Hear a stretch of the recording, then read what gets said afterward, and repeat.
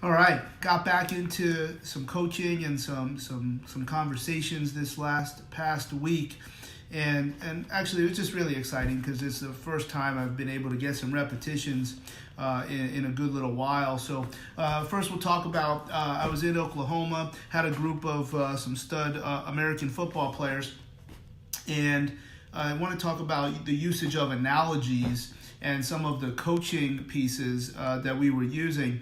And one of the goals that we were getting after was really maintaining a short foot, heel grounded to the mat in some ankle dorsiflexion or ankle stabilization drills in multi-planes.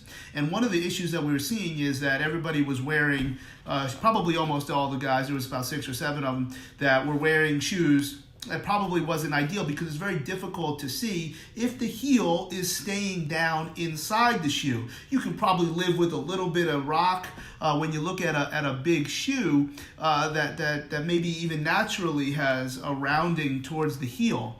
But you don't know what's happening inside the shoe. So I felt that was necessary to coach it up. And I usually like to start to bring up some analogies that we can bring to the end of the session. Usually we bring everybody together and just talk about a thing or two. And I got used to that several years ago when I had, that was one of my primary roles at MARSOC at 2nd Battalion. So those analogies are usually good take-homes. Sometimes they're planned. Sometimes, in this case, I didn't know exactly what the analogy was going to be, but when we spent a lot of time in our warm-up, first part of the warm-up with that ankle impression, then I knew we were going to try to come up with something. So here's what it was. I asked the guys to think of if their foot is flat, well then that is the flat part of a triangle, and the flat part of the triangle is the turf. And then the triangle comes underneath the turf, like the bottom part of an iceberg that maybe you don't see, or maybe it's a plant or a crop, so that when you see that what grows out of the ground, but you don't see the potato or the carrot that grows in the ground, and that's what's underground. And just think of it, it's the most biggest potato you've ever seen, and you can't pull it. It is so heavy that no matter what you do to yank that heel off the ground, it won't move. And cool thing, when these analogies work, it's often dramatic. Like you see a significant change, and that's what we saw. It was pretty cool to see that click. What I thought was even better to see was the next morning at the house there was a whiteboard, and one of the guys asked, "Hey, can you explain what you were trying to get us to do?" And I drew it. He's like, "Makes perfect sense. Now I understand even better that he connected to something visually, while maybe some of the other guys connected to something that was more verbal or more image based." And the key is that they have to understand. So the one guy who asked to look at it again the next morning, he needed something more, and he didn't create that connection. But once he saw it, now it's really ingrained in his head. And I thought that was really cool that he was that interested, because there was something that he felt differently. And that's a big thing. I think when you're looking to coach, you need somebody to feel the difference, even if it's the first time, and as long as they're not in this horribly assumed to be injurious position. You really just want them, hey, listen, no. When you try to make your foot into a potato, then I just want you to feel the difference of when you don't think of the potato versus when you do think of the potato. And then we can start to feel the difference between ideal, not ideal, what we want, what we don't want, and then you'll stick with the one you want by eliminating the negative. And I think that's a good way to learn. I think it's the correct way to learn according to dynamic systems. You want to eliminate the negative. You stop making the undesirable outcome. And now the flip side to those using analogies is that they have to understand. I love talking about movies. I love talking about pop culture. And if you don't like the same movies I like, or you never heard of it, or there's an age gap, which is eventually going to happen if it's not happening already, I don't know that high school kids know about Dumb and Dumber. I don't know that high school kids know about the first Jurassic Park and some of the things that are incredibly meaningful, emotional to me. So in order to create that emotional connection, you do have to know a little bit. Now, I also mentioned Oklahoma. Maybe in my mind, people from Oklahoma are supposed to know about carrots that live in the ground, all sorts of farmland that you see when you're flying in. I'm not sure that was something I was thinking of, but ultimately, if somebody grows up in a certain part of the country, there's going to be things that they probably connect with emotionally and mentally, and those are the analogies that I think can really help you coach, and it was really interesting to see that. The other one that we saw in that training session is working on some core work, some stiffness through the spine, and just naturally when things are under coached or not quite ideal to the standards that I'm looking for, without that long, tall spine, you have that arch, and a lot of times arching still feels like you're having a demand through the abdominals. It feels like you're creating lots of tension.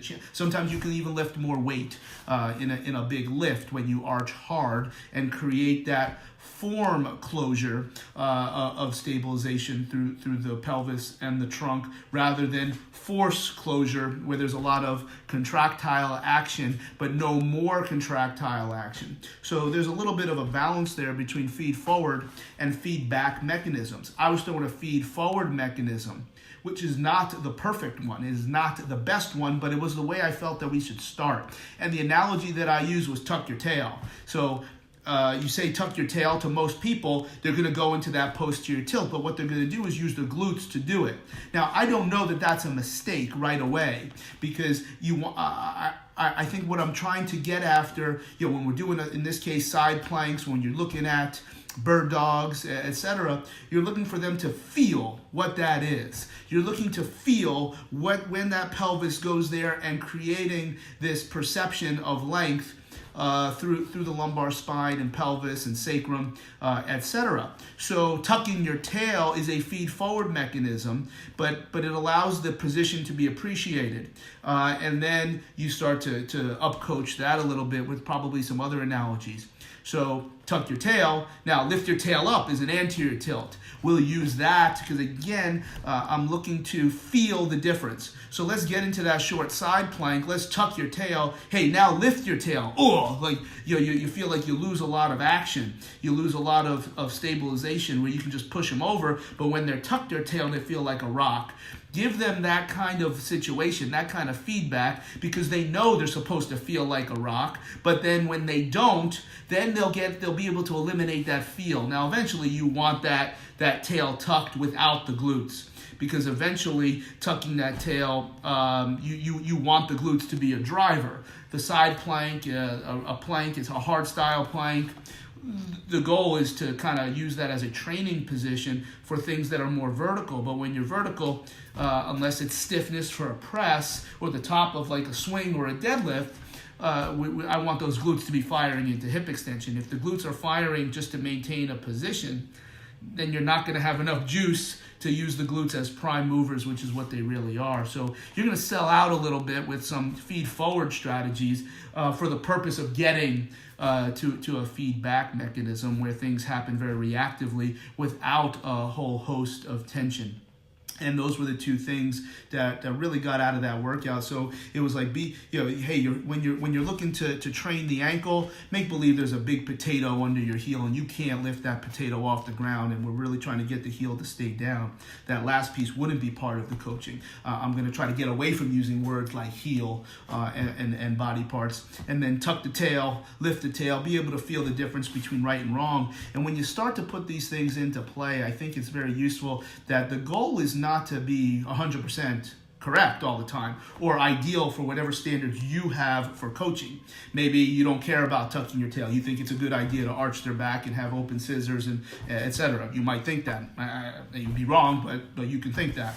Of course, there's going to be times that getting up into your toes is ideal where the heel isn't down, and that's fine too. But ultimately, I think when we're looking to teach or change movement, we need to exaggerate the error and be able to perceive the difference and then throw positive feedback onto the ideal performance and then minimize the negative feedback. But you got to start with some negative feedback, which is not the best way, in my opinion, but it usually is the best way to start.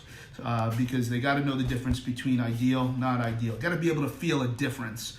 and now if that negative feedback is lift your tail, shoving him over, then maybe you got something there. So analogies, feeling the difference between ideal and not ideal, fading the negative feedback, honing in on the positive feedback, lots of learning in these situations. And I just used the ankle and the pelvis position in some of our core work as examples to talk about that. And when everybody gets it, now look, these are high-level athletes.